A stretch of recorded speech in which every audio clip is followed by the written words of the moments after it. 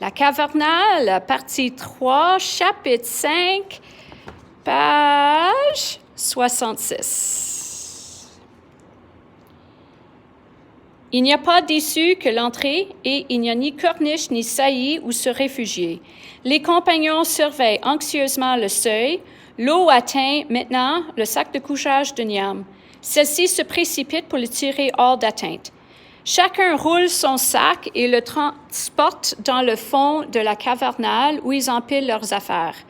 Avant peu, cependant, le grondement de l'eau devient régulier, puis il s'atténue. L'orage a dû cesser à la surface. L'eau se retire du seuil de la cavernale. Les compagnons s'y avancent. L'eau coule maintenant en rivière tranquille, ne garnissant que le fond de la galerie.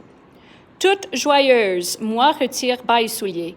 Elle trempe résolument ses pieds dans l'eau froide et encourage les autres à en faire autant.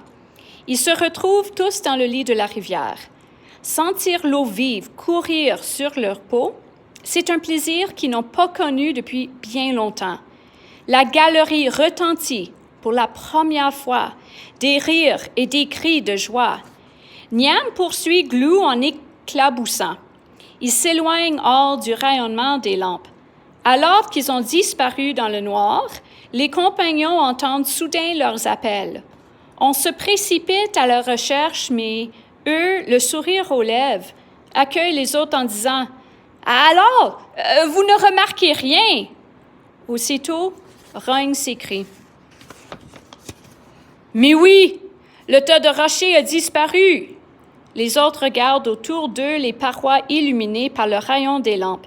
Ils ont remonté très haut dans la galerie, sans être arrêtés par des blocs de rochers. L'éboulis a disparu. Les pierres ont été emportées par la furie de l'eau. Les compagnons sautent et dansent, faisant jaillir 1000 éclaboussures. Alors que tout espoir semblait perdu de venir à bout de l'obstacle,